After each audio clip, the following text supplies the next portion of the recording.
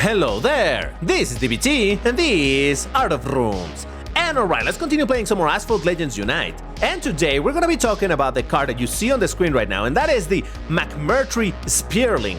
And that is of course because the special event for this card just started, and well, we're gonna check it out. Also, we're gonna drive the car in multiplayer to, well, test it because, trust me, this is a very peculiar, funky little car. Before I jump into it, if you enjoy my content, please hit the like button on this video right now and subscribe to the channel, because when you're doing these things, you're telling YouTube that this is worth recommending to more people, and in that way, the channel can continue growing and I can continue making these videos for you. So again, if you like the content, do those things for me. But alright, so, special event for this car. It started yesterday, and just as a little bit of a side note, I'm playing right now on the Nintendo Switch, and you're gonna see a little bit of an issue with the graphic for this event on the left side. It reads McMurtry Speirling special event, but it actually shows the wrong car. It's showing the Pininfarina Teorema, or whatever that thing is called. But no, obviously this is for the actual McMurtry Speirling. This also was an issue on the global version, but apparently that has been fixed. But over here on the Switch, as always, we're lagging a little bit behind. But alright, so what is the deal with this special event? Well, it's a very... let me select it, please. Jesus Christ, I hate the navigation here. It is a very peculiar event. I actually think it's a very good one if you're interested in unlocking this car. Now, just as a general overview, this car requires 50 blueprints to unlock. If you have all of the support cars at max stars, you're going to be able to get 70 blueprints for this car, unless I miscounted. I don't think I did though. 70 blueprints, so that's gonna definitely allow you to unlock, and I think it might be able to take you to the second star, so that is absolutely fantastic. Now, 15 of those you're gonna be able to get over here in the milestone rewards, as well as 3 epics, I believe, once again, if you complete the event to 100%. And then throughout the other stages, or rather the stages of the special event, you're gonna be able to get the other blueprints as well. Now, as far as the cars that are required, you're gonna have the Artega Scalo Super Elettra, a relatively common car. I would say a common car in general in the game, so shouldn't be much of a problem. We got the Ill Design Da Vinci, which was rare for a while, but now it has become common. So yeah, you shouldn't have too much trouble with that one, so long as you've been getting the blueprints for it. Then we also have the Mercedes-Benz CLK GTR, which is a rare car, I suppose, but very recently it did get a car hunt for it. And I made a video talking about it, and I did say that this car in terms of performance is not something that you should be wanting to get because it's nothing special, but I did mention as well that you should unlock probably cars just in case they are required for some events, and well, here's the living proof of that. And finally, you have the Lamborghini STO, the Huracan STO. Now, this one I would say is probably the quote-unquote rarest, just in the sense that it's not a car that is often made available for free. I think this was a Legend Pass car for a couple of seasons, and then there was some other way to get it, but I already forgot. But yeah, so probably this is the one that is going to be the highest or the biggest hurdle for people to acquire it. Fortunately, it's the very last one in the stages, so it's not going to lock you out of making progress. But as I was saying, in general, this is a easy event, and I'm glad about it. Once again, you can get so many blueprints for this car. You're going to guarantee the unlock. And then on top of that, you're also going to be able to get some epics, not only for the McMurtry Speirling, but also for the cars featured over here. So I'm definitely looking forward to get my epics. Let me navigate this, please. Thank you. Looking forward to get my epic here for the STO, so that'll be kind of dope. But yeah, in general, really good event if you are interested on this weird little car. And talking about the weird little car, let's drive it in multiplayer. And there it is. Now, to be fair, you probably already played with this car if you like playing MP2 at all, because it is a free try over there, which is where we're going to be playing with it. But just as a quick overview, it's a Class A car, 5-star, maximum rank of 3789, so it's not, obviously, amongst the best cars of the class or anything, but it's a very interesting one nonetheless. If we have a look, let's leave aside the speed for a little bit. Let's have a look at that acceleration of 90.52. That is absolutely crazy levels of acceleration. And yeah, that is what makes this car so incredibly strong, along with really good handling of 80 and a nitro that is pretty decent at 61. Now, while the number doesn't sound particularly amazing, I did mention that the top speed, well, I was going to leave it for later, and that is because the top speed is very low, right? 331 for a Class A car, it's very slow. The average speed for a Class A, I would say, is probably around 360. So this is most definitely slow. But given the crazy acceleration, this car becomes very interesting to drive. And I mentioned the nitro situation because I don't know if it's a me thing, but it does feel to me that the slower a car is, the better the nitro duration is. I don't know how to word it. Let's get into multiplayer and I'll try talking about it. Now, unfortunately, given the rank and whatnot, look at that. There's our Regera. That thing is well over 100 kilometers faster than me. But either way, so you know how there is the SE10s in Class D? You probably played it a bunch. You know that thing has a nitro of 80 something, right? And the nitro is absolutely crazy long-lasting. Fantastic, that's great. But there is also other cars that have that same nitro number, or that nitro stats, similar, and it doesn't feel to last nearly as long. For example, the Pagani Huayra VC in Class A. Now, the nitros is still very good on that car. It's absolutely great, but it doesn't feel to be as long as it is for the SE10. So think of the Zen R1. That thing also has absolutely insane nitro in theory, but in practice, it just doesn't feel that way. Now, does that mean that the nitro stat is fake and maybe some of these cars have actually a different nitro? It could be, but it could just, like I mentioned, just be that the nitro seems to last longer in slower cars, even if it's the same number. Now, over here, by the way, what's happening on the race, you already see what's happening. We're in Ghost Slipstream, which is by default the worst place to bring slow cars. And once again, despite of the crazy acceleration and everything, this car is slow, so yeah, it is. You're asking for a bit of trouble bringing this car over here. I think they do this on purpose to be like, hey, have a free try of this car, but it's not gonna do well because, well, there you go. Masantri, Evantra, a Lycan, and a Regera beat me, but I did beat a Corvette Grand Sport, Volcano, Apollo N, and Ares is 1. Oh, look at that. Apollo N, that's a very fast car, but hey, it's fine. So anyway, all of that japping was just for me to say that the nitro, despite not looking fantastic, it doesn't feel bad in any way for this car, so that's kind of neat. Oh, of course I had to start at the very front, didn't I? Yes, of course. But anyway, now, let's talk about this car itself, because, man, does it look weird? Does it drive weird? So, what is the deal with this car? Why is it so wrongly scaled? Why does it look so tiny? Did Game Love make a mistake and this was supposed to be a much bigger car and they just did it wrong? No. This car in real life, it is actually just that tiny. It's a very peculiar one because it's, I would say a concept car, but actually they're building it to sell it, and I think they have indeed put it into, you know, low numbers, but indeed production. So that's kind of interesting. It is a very peculiar little car. This car in real life, it is electric. Though I can kind of understand why it kind of rooms over here. We'll talk about that in a second. But it's a very weird electric little car that it was built precisely as challenge to the regular or the current trends of racing, I suppose, where they make these big cars and whatnot. And McMurtry, as the brand, they were like, nah, let's build what's supposed to be a race car, but let's make it the other way around. Really tiny and really demonstrate what the technology can do with a much smaller and lighter car. And they built this little thing. And that was the second place. That wasn't too bad. To be fair, it is a relatively twisty track, so that is where this car would shine. But yeah, I did get beaten by a Lycan, but I did beat an Aventador J, Apollo N, 2 Speirlings, a Centenario, and an F12 TDF. If we got into Osaka, that would be the best place to showcase this car, I think. Okay, this will actually get interesting because we got a lot of F12 TDF Class B cars, but they're much faster than my car. So, but mine obviously out-accelerate him, out-maneuvers them massively with great drift and whatnot. So let's see how this goes. But yeah, as I was saying, they built this car super tiny. It's an electric car with a ton of power, so it's crazy. The performance of this car IRL is ridiculous. The 0 to 60 miles per hour or 0 to 100 kilometers an hour, it's at about 1.5, 1.6 seconds. It's just bonkers. And what I was saying is that this car is electric, so obviously it has a crazy amount of torque as electrics do, so that means that it can accelerate really, really, really quickly. But the other thing that is kind of peculiar about this car, and why I said that I understand that it kind of roams in this game, is because this car actually has some fans, as in not really enthusiastic people, but as in the things that spin to create, to push air, or rather, in this case, to, I suppose, suck air. And that is a system that the car uses in order to have additional downforce. Now, this matters because apparently there's such powerful fans that when they're at full power, they can produce 100. Oh god, I missed the jump. Oh man, I'm telling you, this car is weird on the physics. It can make like 120 decibels worth of noise. That is ridiculous amounts of noise for some fans. So that's what I was saying. Despite the car being electric over here, you can hear some noise. I suppose it's meant to be the fans. But yeah, there you go. I got a first place. And what did I bid this time? Well, Yeah, look at that. 4 F12. They actually did way worse than I thought they would. I mean, this is... Okay, whatever. It's fine. They beat the Centenario, MC12, and... Oh! MC12 and an MC20 GT2. That's lovely.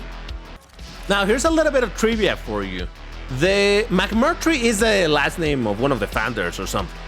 But Speirling apparently means thunderstorm in Irish. So there you go. They really love making those references to lightning and whatnot when it comes to electric cars, huh? I mean, it makes sense, but it's like, Jesus Christ, why don't you guys do something newer? Anyway, at least it sounds kind of cool. But yeah, very strange little car. I think it did also get some other records in tracks and whatnot, but oh god, thank you, physics. I love you. I'm telling you, don't worry, I'll get to talk about the physics in a second. But yeah, a lot of references to electricity, so that kind of makes sense. But yeah, the car is weird looking. It looks like an LMH or LMDH or LMP or whatever you call those type of cars, you know, like the SCG 003 or the Lambo SC63, the Modificata, the Ferrari, you know, those type of cars. It looks like one of those, but shrunk down. I don't know what's the past tense of that. But yeah, that's what this thing looks like, and hey, I kind of appreciate it. It's funky looking. It certainly is funky driving over here, so kind of fun. Like I said, very strong acceleration, not particularly fast. To some degree, makes me think of a smaller Vanda, like literally in terms of both performance and size. But ooh, the overtake with a perfect nitro. Let's go! That was pretty neat. Come on, you gotta admit it. Yeah, that worked pretty well. I did get beaten by a Jag CX-75, but I did beat the Lycan VLF, Corvette Grand Sport DB12, RS, and an F12 TDF. Lovely stuff. That was good. All right. I'm gonna get absolutely destroyed in Himalayas. Come on, this is absolutely top speed land. So, oof.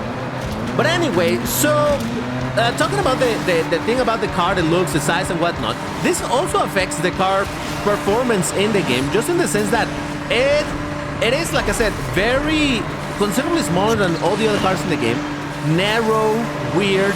So I have found a bunch of situations, or rather a bunch of cases, where the car just simply, you're trying to do a regular 360 and the car for some reason just flips on its side for no apparent reason. Once again, with such a strange shape for the car, it's just kind of weird. It reminds me to how people were complaining that the Devel 16, when it released, it was really strange because of how long the car was and whatnot. I talked also about the Lamborghini SCV12.